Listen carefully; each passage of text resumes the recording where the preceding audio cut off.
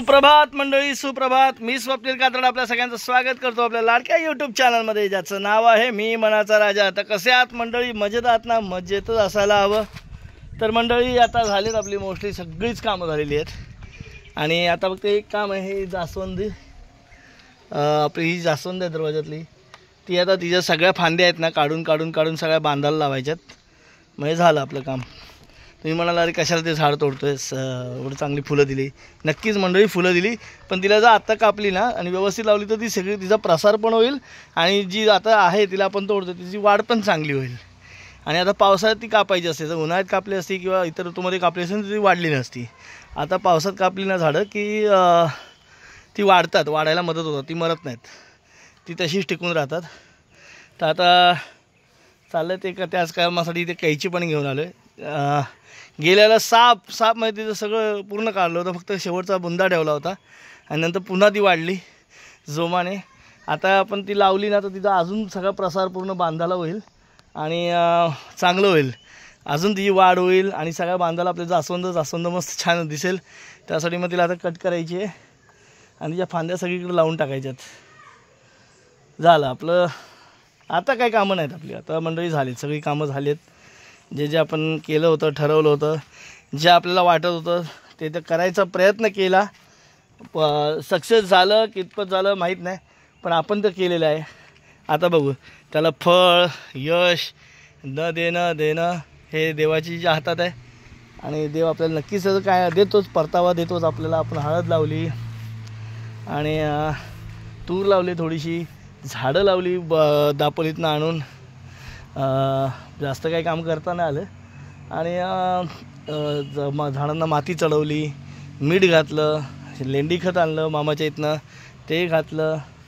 त्यानंतर इकडे काकडीसाठी मांडव केला. आता काकडी किती येतात काय माहीत नाही. आणि परत तुम्हाला बोलतो आई पप्पांनी ते कुंपण केलं. अशी कामं केली आपण. जा असं मंडळी केली, म्हणजे आपल्याच बागेतली केली, काय लोकांच्यासाठी नाही केलं, आपल्याच मुलांसाठी केली. असो. तर चला आता ती फांद्या कट करू आपण. मंडळी जास्वंदीच्या फांद्या पूर्णपणे मारल्या आपण. मारल्या म्हणजे छाटल्या, तोडल्याच पूर्ण. अशीच करून गेलो होतो आम्ही गेल्या वर्षी. आणि आता इथे ज्या फांद्या काढल्या त्या आता सगळ्या ह्या कुंपणाला लावून टाकायच्यात. याचं कसं जास्वंदीचं कुंपण छान होतं. चला लावूया आपण. पाऊस येतोय सकाळपासून, आज आहे पाऊस. समीक्षा त्या जास्वंदीच्या फांद्या आम्ही तोडून आणल्यात ना, त्या अर्ध्या थोड्या अशा लावत जाते. आता कशी माती नरम असते ना, त्या व्यवस्थित लावत गेलं ना मग आता त्याची वाढ होते. नंतर मग कसं माहिती, हिवाळ्यात नंतर मग उन्हाळ्यात त्या फक्त बांधत नाही, उंच जातात ना, मग त्यावेळेस सापड्या लावून म्हणजे काठ्या लावून अशा बांधल्या ना की त्याचं कुंपण एकदम मस्त होतं, छान होतं, न हलणारं कुंपण होतं.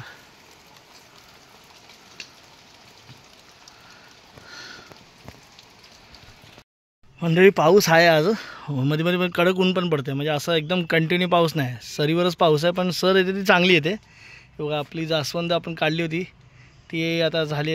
आपण तिच्या फांद्या छोट्या फांद्या सगळ्या बांधायला लावून टाकल्यात, सगळीकडे नाही पुरलं. आणि बाकीच्या आता 2 जास्वंदी आहेत, त्या छोट्या आहेत. हे बघा कसं चमकतं आहे, बघा तुम्हाला याच्यात चमकतं की नाही, बघा पाणी चमकतं असं गवतावर पडलेलं. हिरवे हिरवे गार गालीचे हरितृणाच्या मखमालीचे, काहीतरी आहे ना कविता.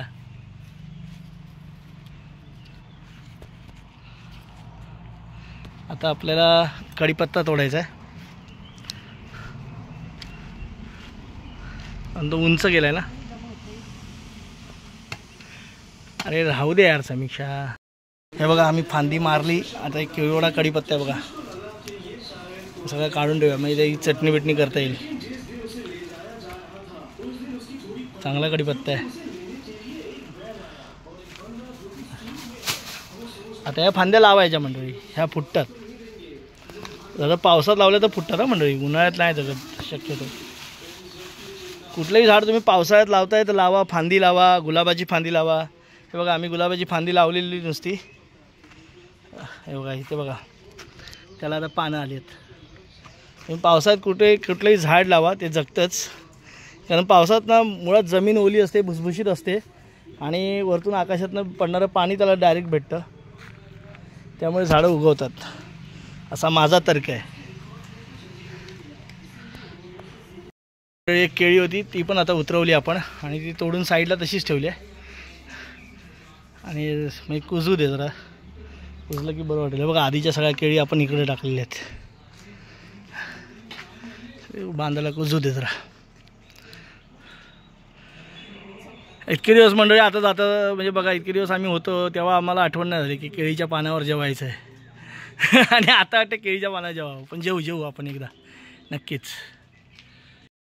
हे बघा मंडळी, इथे आता गवतीच्या आपण कट केलेला आहे सगळा, तो पुन्हा उगवतो, त्यामुळे जरा व्यवस्थित उगवू दे. आता परत नवीन उगवते फ्रेश.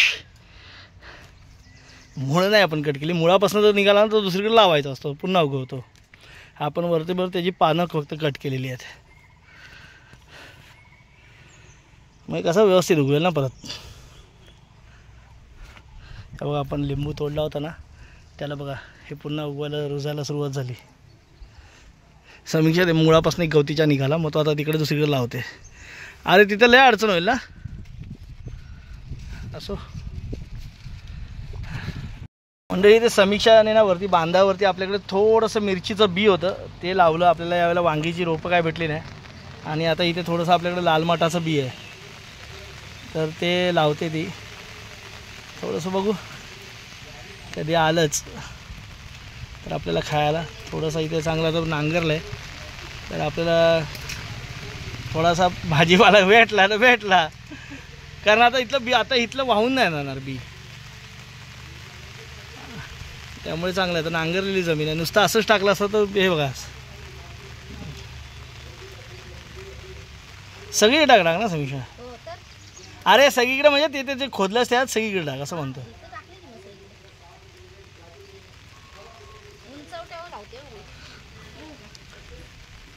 तो तिथं उंचवट आहे. इथे काय टाकलंस तू? इथे समीक्षाने इथे गवती चहा कापून घेतलाय मस्त आहे की आपल्याला बरा पडतो. आणि आता समीक्षाने मला सांगितलं की याचा डायबिटीस लोकांच्या म्हणजे डायबिटीस पेशंटसाठी याचा खूप चांगला उपाय आहे. आणि इथे केळी काढली होती आपण, आणि आपण जे सगळे आपले हत्यारं बेवारच अशीच सोडून देतो, काम झालं की त्यात अशी आवरून ठेवली सगळी धुवून. आता त्याला नंतर तेल वगैरे लावायचं म्हणजे ते व्यवस्थित राहतात. आणि इकडे केळी काढली आहेत. चला आता पाऊस येतो, पाऊस पण येते, जेवूया जरा.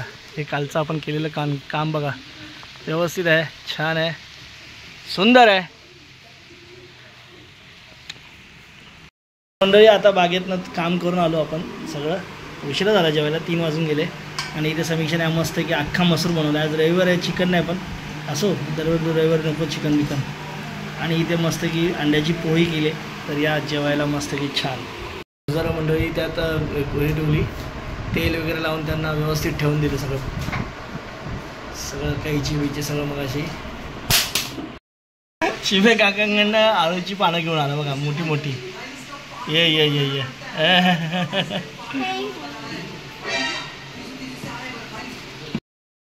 तनुने देवाची बत्ती केली होती, ते छान आपल्या विठ्ठल रखुमाईचा आशीर्वाद घेऊन रोज बत्ती करायचा. तनु बत्ती आणि दुपारती रोज करायचं.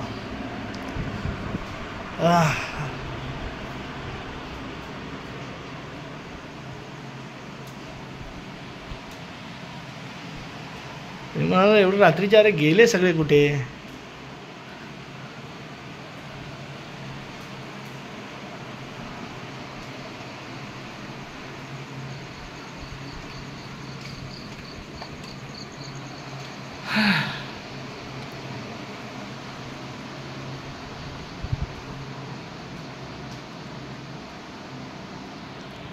हे बघा, चला मंडळी चाललोय आता.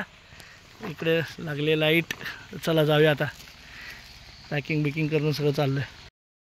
आता मंडळी सकाळची 3:50 झालेत आणि आम्ही उतरलो आहे आता घाटकोपर बस डेपोला. आता आमची गाडी काढते, सगळं सामान इथे उतरवलं आहे. रात्री काही शूट नाही केलं मंडळी, कारण रात्री थोडासा लई गोंधळ झाला, गडबड झाली, त्यामुळे आता काय तर मंडळी काल तुम्ही बघितलं मी निघालो होतो मुंबईला आपण आणि मुंबईला पोहोचलो आपण सकाळी 5 वाजता उतरलो. पण या दरम्यान मंडळी खूप मोठा गोंधळ झाला होता कारण आम्ही STचं बुकिंग केलं होतं. आम्ही जातो त्या ट्रॅव्हल्सनेच बुक केलं होतं आणि त्या ट्रॅव्हल्सवाल्यांनी आम्हाला फोन नव्हता केला आणि जेव्हा गाडी भरण्यात आली त्याच वेळेला फोन केला आणि आमची निघायची एवढी गडबड झाली की मग ते गाडीवाले पुढे नाही थांबले. पुढे जाऊन इंडियन ऑइलच्या पंपावर थांबले. तिकडे त्या मुंबई गोवा हायवेलाच आहे भरण्यानाक्यातनं पुढे.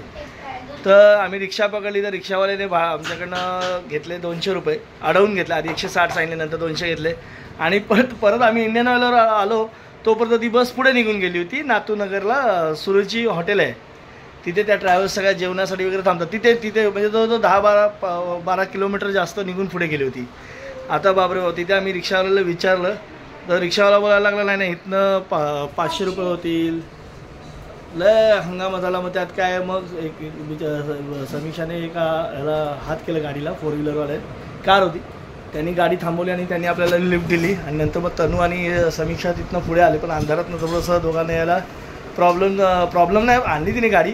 फक्त काय माहिती आहे का रात्रीच्या वेळेला अशी गडबड झाली की खूप गोंधळ उडतो आणि मग नंतर कसं तरी करत आम्ही त्या इथे पोहोचलो हॉटेलवर.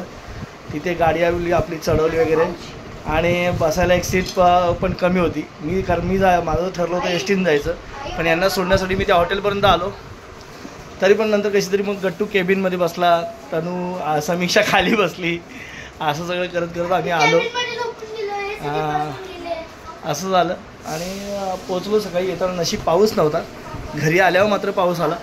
अशा प्रकारे आपली गावची टूर झालेली आहे. गेल्या आपण याला 1 तारखेला स्टार्ट केलं होतं 1 तारखेला पोचलो होतो गावी आणि आता बरोबर 30 तारखेला इथे आलो आहे. म्हणजे 30 दिवसांचं आपण आपलं तिथे वास्तव्य झालं आहे आणि खूप येताना वाईट वाटलं. तनू पण रडत होता मनीला सोडून आला म्हणून आणि असं म्हणलं यावं तर लागतं आणि अशा प्रकारे आता पोचलो आहे. आता हा ब्लॉग इथेच थांबवतो आणि आता इथून पुढे येणारे ब्लॉग आपले मुंबईचेच असतील रोजचे तेही ॲक्सेप्ट करा आणि चांगला प्रतिसाद दिला तुम्ही दरम्यान. तर असाच सपोर्ट ठेवा आणि चला तुर्तास या व्हिडिओमध्ये आता इथेच थांबतो. पुन्हा भेटू नवीन व्हिडिओमध्ये अगदी थोड्याच वेळात.